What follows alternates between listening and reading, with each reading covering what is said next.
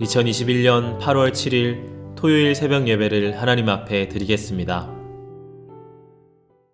다 함께 사도신경으로 우리의 신앙을 고백하겠습니다.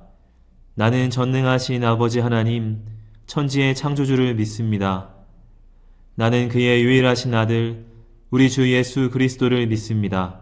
그는 성령으로 잉태되어 동정녀 마리아에게서 나시고 본디오 빌라도에게 고난을 받아 십자가에 못 박혀 죽으시고 장사된 지 사흘 만에 죽은 자 가운데서 다시 살아나셨으며 하늘에 오르시어 전능하신 아버지 하나님 우편에 앉아 계시다가 거기로부터 살아있는 자와 죽은 자를 심판하러 오십니다. 나는 성령을 믿으며 거룩한 공교회와 성도의 교제와 죄를 용서받는 것과 몸의 부활과 영생을 믿습니다. 아멘. 다 함께 찬송가 341장을 찬양합니다.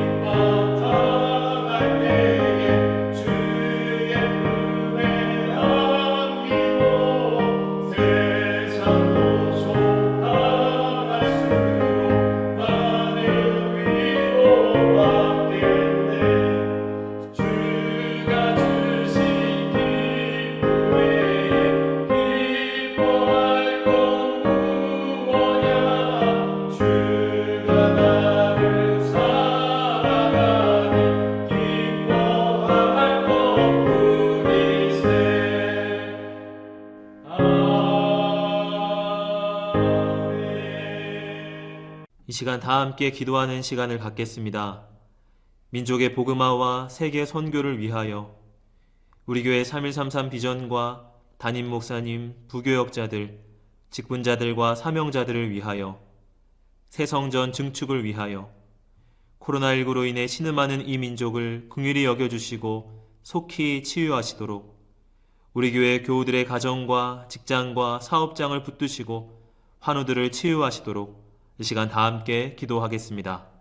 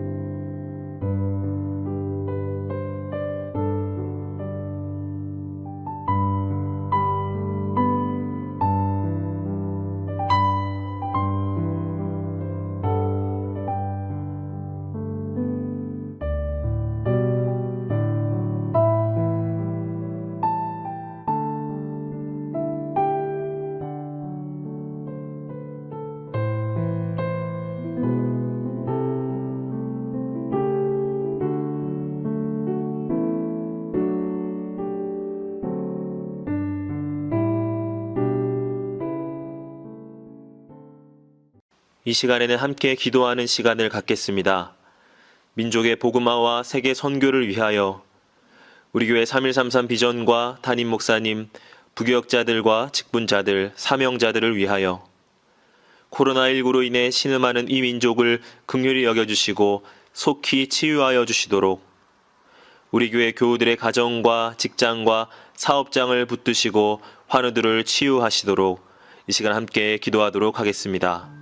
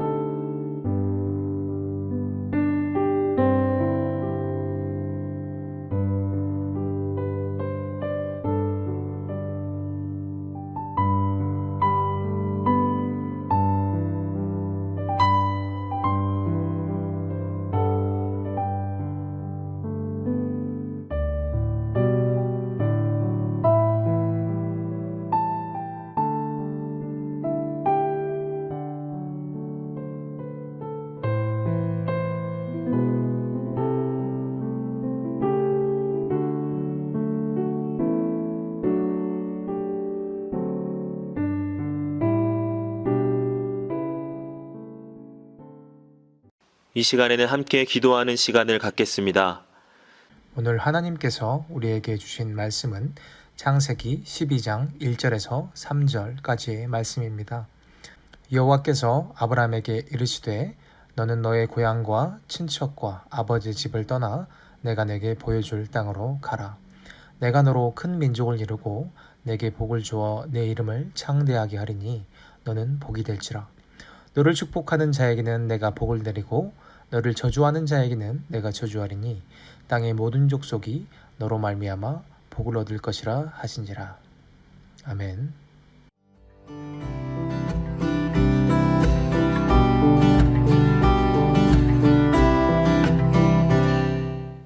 오늘 본문 12장에 앞서 창세기 11장을 보면 가장인 데라는 그 가족을 데리고 하란에 자신이 죽을 때까지 머무르고 맙니다. 왜 데라는 가나안 땅으로 가고자 하다가 끝까지 가지 못하고 하란에 머물게 되었을까요? 하란이라는 도시는 니느웨, 우르 등의 유명한 성읍들 사이 교차로에 있으면서 인구는 대략 2만 명 정도가 되었을 만큼 번성한 도시로 알려져 있습니다. 보암직도 하고 살기도 좋아 보이는 그런 곳이었을 겁니다. 데라가 생각하기에 하나님께서 내 아들 아브라함에게 보여주신 약속이 있긴 하지만 굳이 가나안까지 가지 않더라도 우리 가족들이 여기서 충분히 먹고 살 만한 그런 곳으로 보였을 겁니다. 어떻게 보면 아주 현실 감각이 있는 것이죠. 데라가 죽고 나서야 비로소 아브라함이 움직입니다. 이미 아버지와 함께 기반을 잡아놓은 하란에서 머물고 싶었을 만도 한데 하나님의 말씀, 너는 너의 고향과 친척과 아버지의 집을 떠나 내가 내게 보여줄 땅으로 가라는 말씀을 듣고 미련 없이 하란을 떠납니다. 하나님은 이어서 또 말씀하십니다. 내가 너로 큰 민족을 이루고 내가 내게 복을 주어 내 이름을 창대하게 하리니 너는 복이 될지라. 너를 축복하는 자에게는 내가 복을 내리고 너를 저주하는 자에게는 내가 저주하리니 땅의 모든 족속이 너로 말미암아 복을 얻을 것이라 하신지라. 이 축복의 선언에 기대를 걸고 아브라함은 머나먼 가나안 땅으로 갑니다. 이 말씀을 잘 살펴보면 사실 아브라함 살아생전에 누릴 만한 것은 많지 않아 보입니다. 앞으로 펼쳐질 아브라함의 생과도 적어도 제가 봤을 때는 우리가 생각하는 복된 삶과는 거리가 좀 멀어 보입니다. 현실적으로 우르에서 나와 가나안까지 가지 않고 하란에 머물기로 한 데라의 결정이 보다 성공적인 생이었을 겁니다. 아브라함은 말씀을 따라 고생해서 약속의 땅으로 들어왔지만 먹을 것이 없어 애굽까지 내려가기도 하고 아내마저 바로에게 첩으로 뺏길 뻔하기도 합니다. 조카 롯이 사로잡혀가 목숨 걸고 구출도 해야 했고, 구출해준 조카에게는 좋은 땅을 다 주기도 합니다. 아내는 불임이어서 종에게 자신의 재산을 물려줘야 하나 고민도 하게 되고, 첩을 통해 아이를 갖게 되자 본처와 첩은 싸우고, 마침내 본처가 아이를 가지니 첩과 첩의 자식은 쫓아내야 하는 지경에 이르렀습니다. 힘들게 본처에게 얻은 아이마저 하나님께서는 바치라는 명령을 받게 됩니다. 한 사람의 인생에서 일어나는 일치고는 참 다사다난합니다. 그럼에도 불구하고 우리는 어찌하여서 아브라함을 복의 사람이라고 부르는 것입니까? 그것은 아브라함이 온 마음을 다해 하나님을 따르는 사람이었다는 것을 우리는 알고 있기 때문입니다. 하나님은 하란에서 아브라함에게 말씀을 주셨습니다. 아브라함은 갈 바를 알지 못했지만 오직 말씀만을 붙들고 가나안으로 갔습니다. 아브라함이 고생 끝에 그 땅에 도착해서 처음 한 일은 제단을 쌓아 하나님께 예배를 드린 것이었습니다. 롯에게 평야를 넘겨주고 베델을 차지했을 때도 먼저 그곳에 제단을 쌓고 하나님께 감사와 영광을 돌렸습니다. 롯이 어떤 땅을 가져가든 아브라함에게는 큰 상관이 없었습니다. 하나님이 나와 동행하신다면 동쪽이든 서쪽이든 관계가 없었기 때문입니다. 아브라함은 어디서나 예배를 드리며 하나님 앞에 의롭게 서기를 원했습니다. 이런 모습이 하나님 보시기에 아브라함의 복된 삶의 모습이었다고 생각합니다. 창세기 15장 6절에 아브라함이 여호와를 믿으니 여호와께서 그를 의로 여기셨다고 하였습니다. 18장에서 하나님은 내가 아브라함에게 내가 하려는 일을 숨기겠느냐라고 말씀하시고 아브라함은 하나님 앞에 서서 자기의 의견을 말하기까지 합니다. 이런 하나님과 아브라함의 사이를 야고보서 2장 23절에서는 벗이라고 칭합니다. 하나님과 보다 더 친밀해지는 삶, 하나님과 벗이 되는 삶, 이것이 우리가 진정으로 바라야 하는 복의 참된 의미일 것입니다. 말씀을 맺겠습니다. 테라는 아브라함처럼 가족을 굶기지는 않았을지 모르지만 신앙을 물려줄 수 있는 부모는 아니었습니다. 하지만 아브라함 한 사람의 의로 인해 그 자손뿐만 아니라 우리까지 물려받은 복이 있습니다. 그 복은 예수 그리스도입니다. 갈라디아서 3장에 따르면 바울은 하나님이 아브라함에게 약속하신 씨가 그리스도를 가리킨다고 강조해서 이야기합니다. 즉 예수님이 하나님과 아브라함 약속의 궁극적인 성취라는 것이고 그리스도와 연합하는 이들이야말로 아브라함의 진정한 후손이라고 말합니다. 12장의 약속대로 땅의 모든 족속이 아브라함을 통해 예수 그리스도라는 큰 복을 받게 되었습니다. 그리스도와 연합하는 이방인인 우리까지 아브라함의 후손이라 칭함받아 믿음 안에서 큰 민족을 이루게 되었습니다. 진정으로 믿는 한 사람의 영향력이란 이렇게까지 지대할 수 있는 것입니다. 신학자 마르센 프루트는 진정한 발견은 새로운 땅을 발견하는 것이 아니고 새로운 눈으로 보는 것이다 라고 이야기하였습니다. 오늘 말씀인 창세기 12장에 아브라함이 가나안으로 떠나는 이 장면은 익히 너무나도 잘 아시는 본문일 겁니다. 하지만 내가 익히 아는 그 성경 이야기를 현재 내 삶 가운데 살아있는 하나님의 말씀으로 나를 비추어 볼 수 있다면 하나님께서 아브라함을 찾아가셨듯 우리 성도분들에게도 동일하게 찾아오시리라 믿습니다. 주신 말씀을 생각하며 잠시 묵상으로 기도하겠습니다.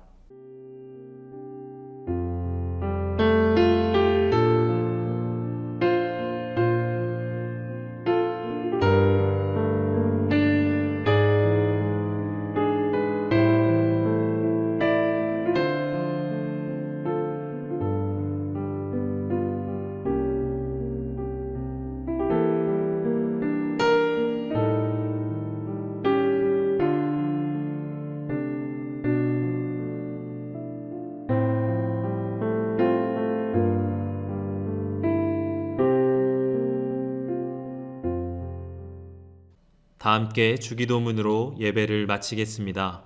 하늘에 계신 우리 아버지, 아버지의 이름을 거룩하게 하시며 아버지의 나라가 오게 하시며 아버지의 뜻이 하늘에서와 같이 땅에서도 이루어지게 하소서. 오늘 우리에게 일용할 양식을 주시고 우리가 우리에게 잘못한 사람을 용서하여 준 것 같이 우리 죄를 용서하여 주시고 우리를 시험에 빠지지 않게 하시고 악에서 구하소서. 나라와 권능과 영광이 영원히 아버지의 것입니다. 아멘.